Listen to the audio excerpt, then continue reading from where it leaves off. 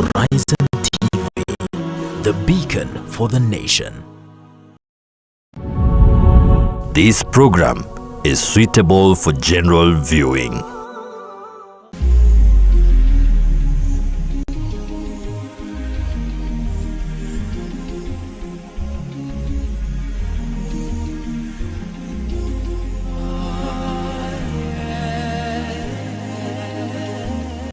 Assalamu alaikum wa rahmatullahi wa barakatuh. A very good evening. My name is Faisal Kassim, and it's so good. It feels amazing to be back right here live on Live Real Talk. It's live, it is real, and we're talking. Remember, we have discussions about contemporary matters that are affecting you, the common man. Of course, giving it a little bit spice and touch of the Muslim community, because we have to be unapologetically biased. What exactly is happening? And as you all know, the current situation in this country that has been affecting us for the past number of days, and today being the Thursday, 2nd of May of 2024, 3rd of May, which is tomorrow on Friday, all the way to Monday, we are expected to experience the worst rainfall since we started, to the tune of 40 mm according to the weatherman, of course, the meteorological department.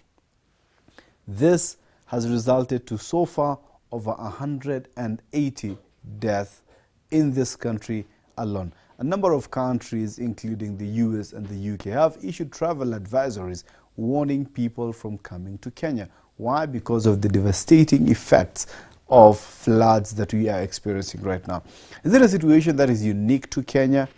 Not necessarily. Yesterday, Madinatul Munawwara, of course, experienced heavy floods. This morning, Ankara experienced heavy floods. A few weeks ago, we saw Dubai experiencing heavy floods. So it is something more or less global, more or less. But bringing the point closer home, our people are being affected. Our brothers, our sisters, our mothers, our fathers, back there, particularly in the informal settlements, are facing it rough. Point to note. Not only people in the informal settlements have been facing the wrath of this drought today, all this time.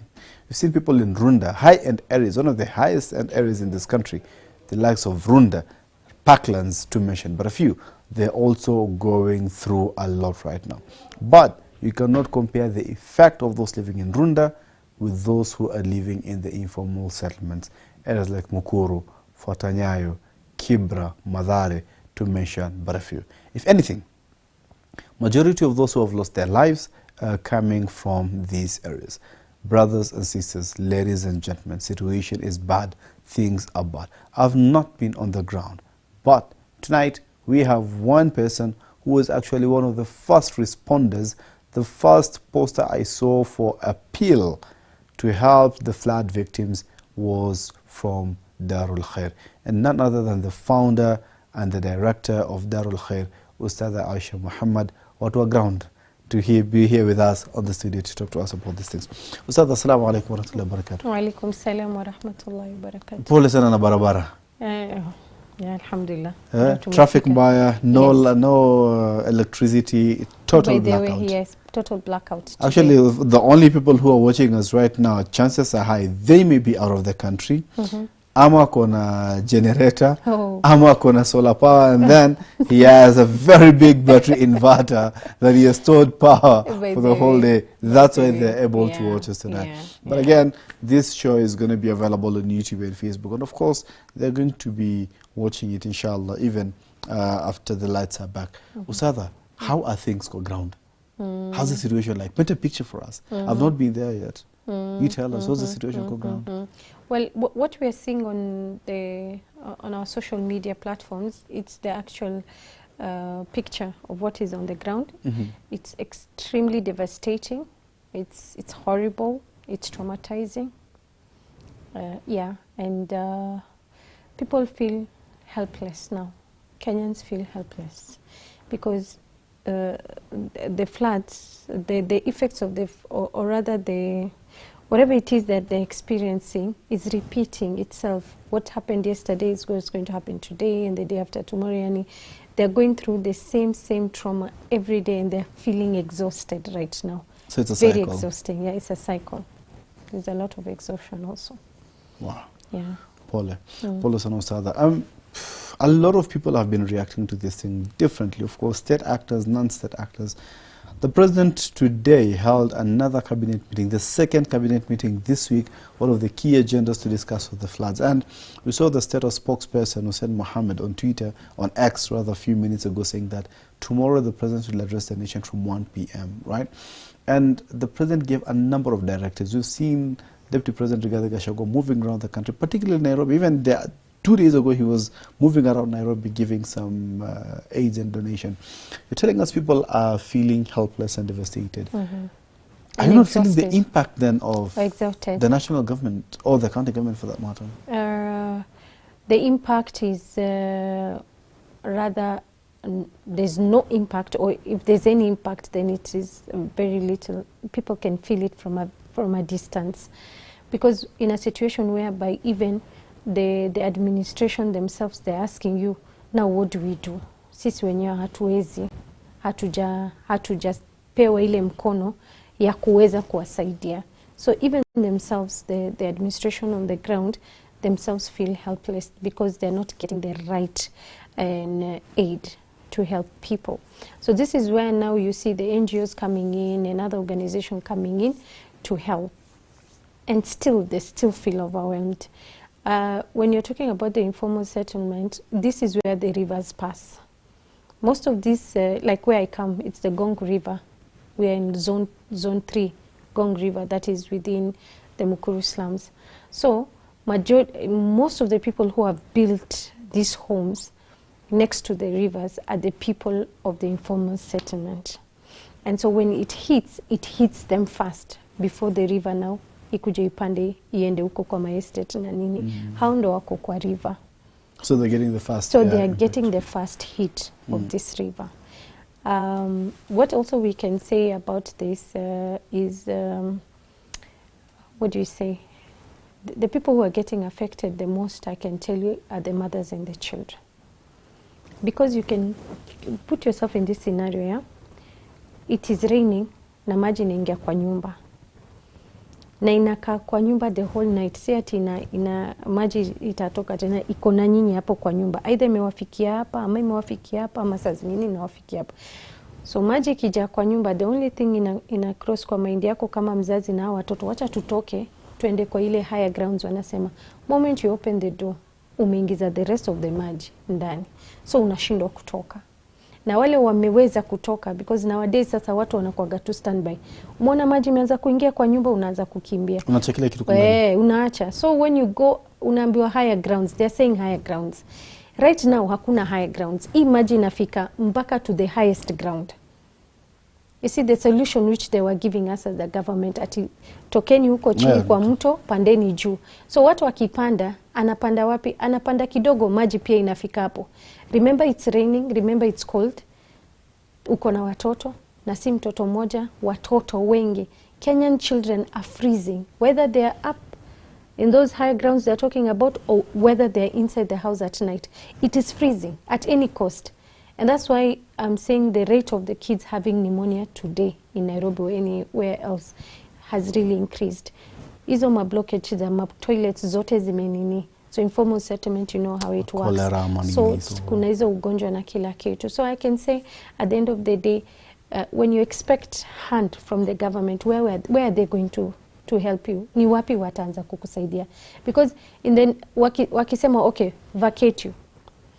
They have not opened any school for evacuation of these people. No school, no chief's office unaweza sema utapeleka mtoto, no mosque is opening their doors, no churches is opening.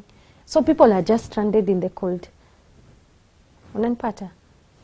And then asubuhi umeisha unaenda kucheki. Neno unaangalia nyumba yako, mnatoa maji, and then kidogo. So I think where we are right now is psychologically, that's what I'm saying with Kenyans. Hakuna kitu napatia mtoto wa Kenya leo trauma kama kuna hiyo mawingu inakuja pamoja.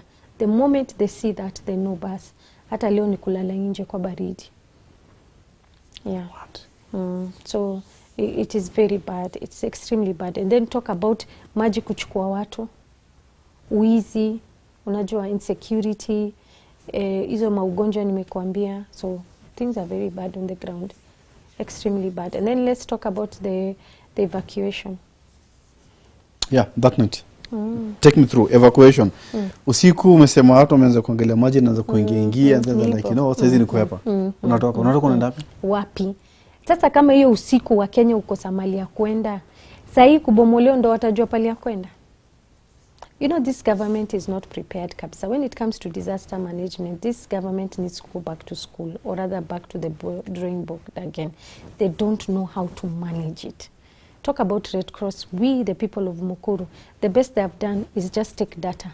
You just see them going on the ground and taking data.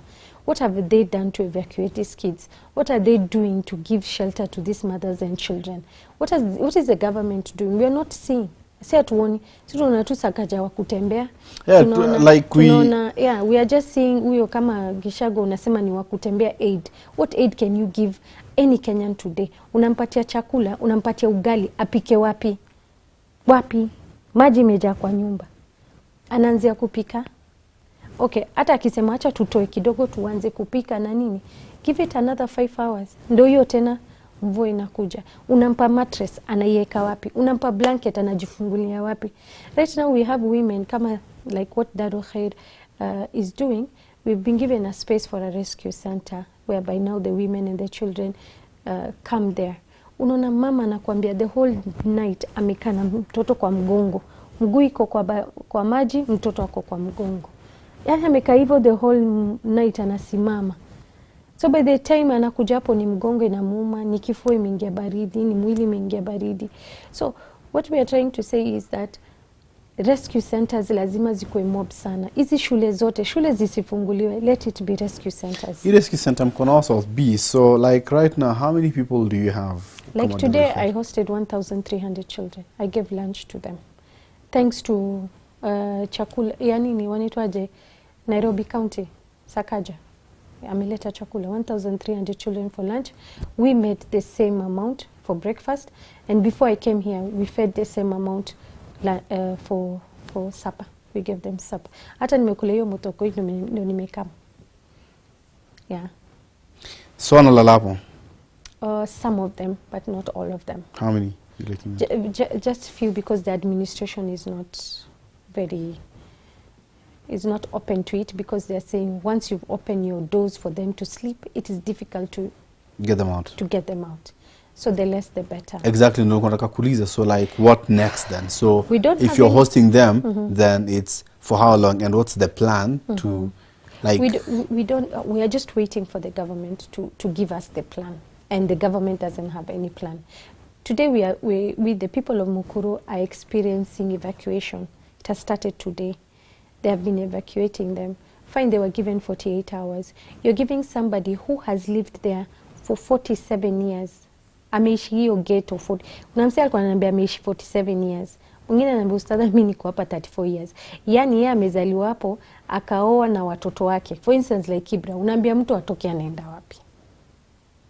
Hapo ni nyumbani. Unaona? So when they were being evacuated, wametoa vitu na inanyesha, wakakuja hapo kwa main road, kwa barabara. Sasa watu wamesimama wanaangaliana. Unaenda wapi? Utakuwa mgeni wa nani?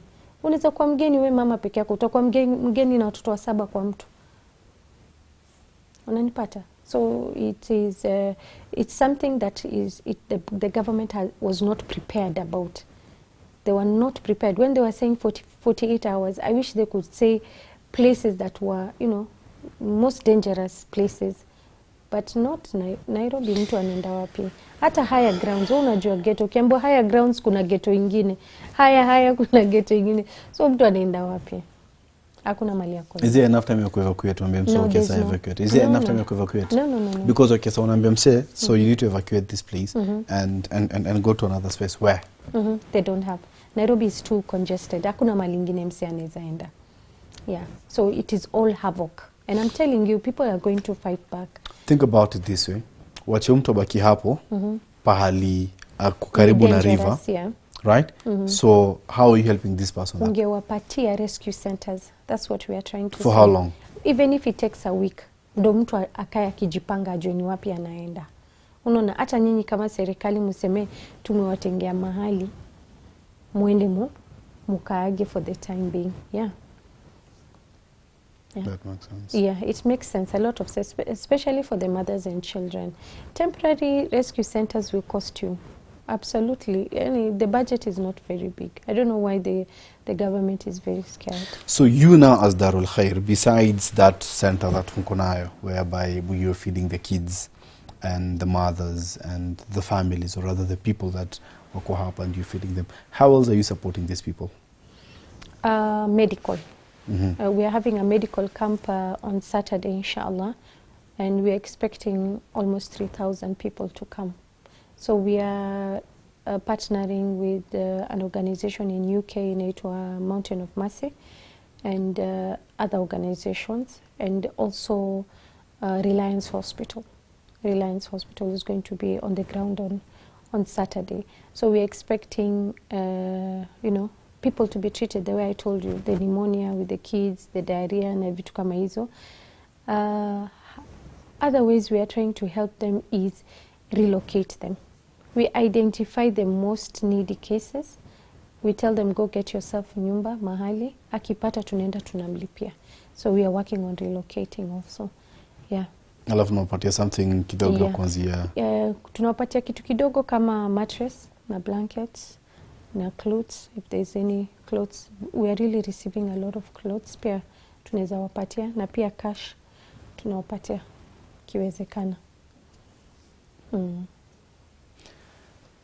You said earlier that, I mean, in the ghettos there's no higher ground. So umse ata move ataenda kwa higher ground that eventually water will catch up with this person again.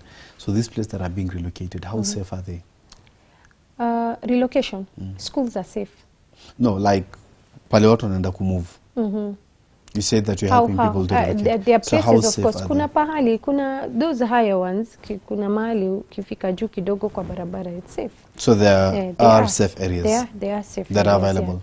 Yeah. Have you maybe probably approached the government, either the county or any of the leaders? Yeah, MCA, I work directly MP, with the whatever. chief's office. Yeah, no, I don't work with politicians. I work with the chief office because that's the office of the president, and we take information from them about the floods and what the situation it is with the head of the state, and we work from there.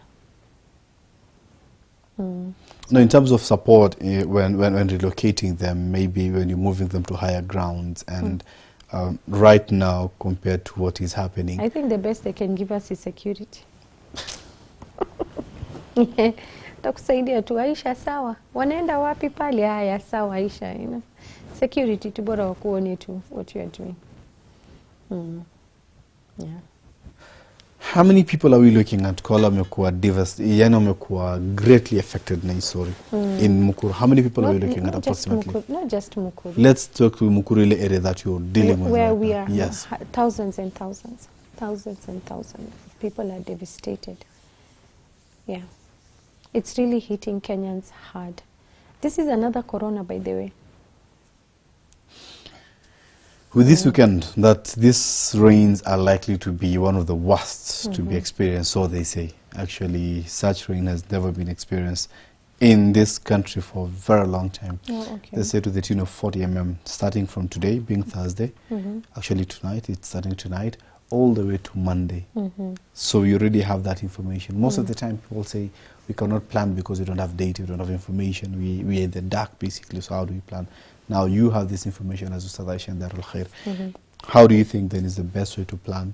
I would just ask the government again and again, give us access to the schools, give us access to the churches, give us access to the mosques. Even if it belongs to individuals, the government should let them open the doors for us so that we can let in Kenyans who are in dire need, and we put them there. When someone would argue, maybe, what about the security of some of the things inside there? Will you guarantee? Then the government provides that security, because again, they have nowhere to go to. So you're saying it's going to get worse. Where are they going to go to? Mtu ameshatoka kwake usiku, anaenda wapi? But akijua pale kwa Ustadha Aisha. In fact, even me right now, even the kids wakisikia tu, wanasikia tu ni lightning, ka drop of the rain, anajua ni wapi anaenda. Huko. They know. So there must be somewhere that that can provide this to these Kenyans. That's all I'm saying. The government should force this other institution to open their gates for the people who are in dire need of rescue.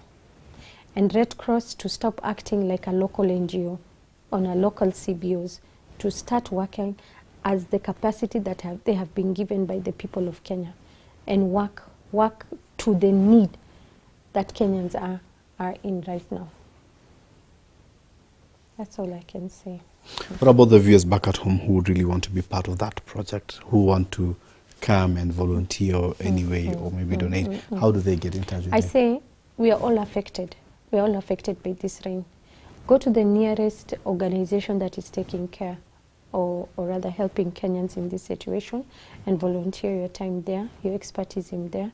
Maybe it's through donation, maybe it's the skills that you have, but just go out. Don't just sit in and say, oh, I'm scared of that rain, or I'll get sick or anything. Get out there and help. Wherever you are, go out and help. People are in need. People are in really needy state right now. That's all I can say in that situation. Yeah. And Muslims, yani, tukwe na huruma hata sisi. Wajua pali imefika Waislamu, kila mtu ni nafsi yangu. That's what I've seen.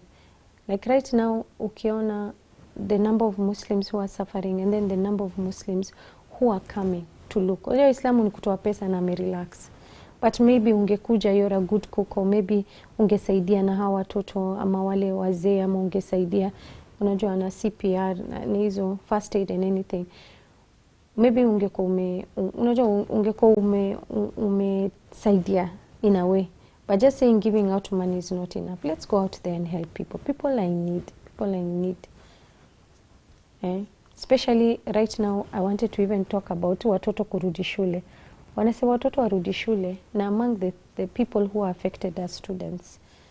Vitabu zimeloweka, textbooks, exercise books, watu wamerudi zero.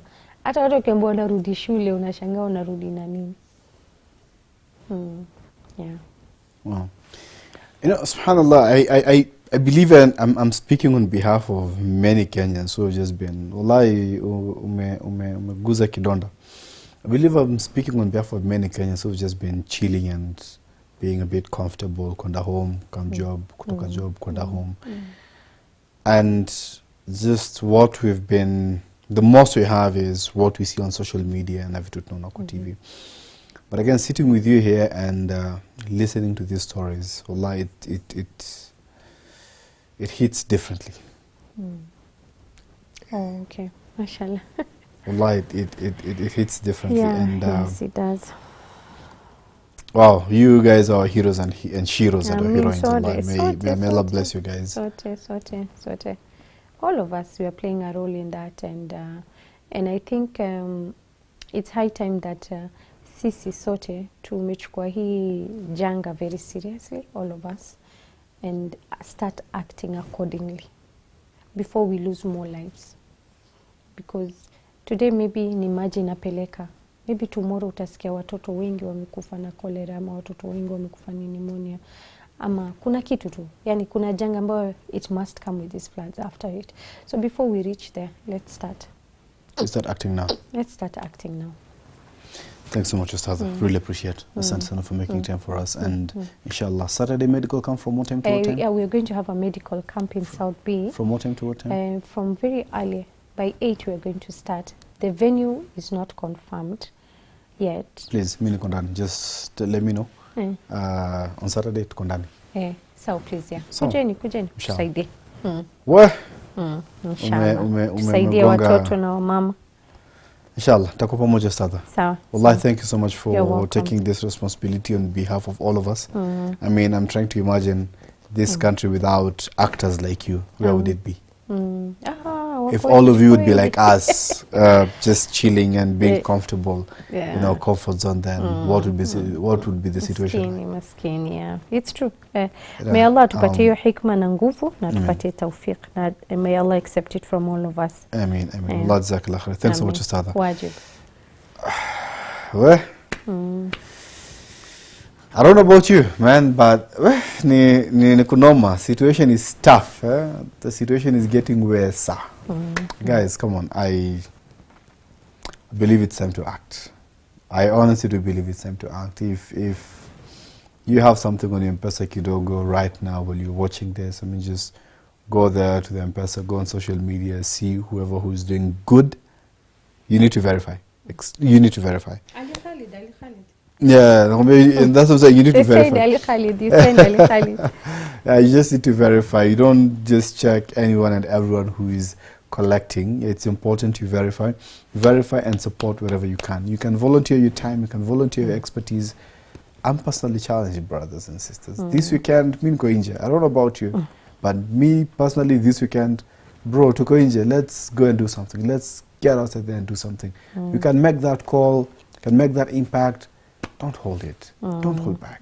Let's do something. I mean, at the end of the day, Ustadha's hand and my hand and your hand and everybody's hand, we bring it all together. And, well, I'm sure we can do something with or without the government. With or without the government.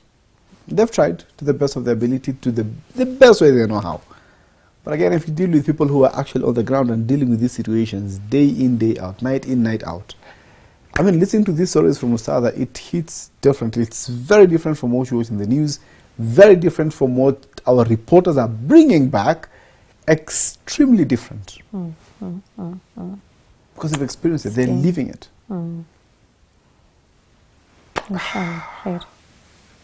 Let's just go out and then do something. Thank you. My name is Faisal Kassim, and this has been the live real talk. One of the shortest, but probably one of the realest and most impactful. Let's go outside there and do something. See you this weekend, inshallah. Assalamu alaikum.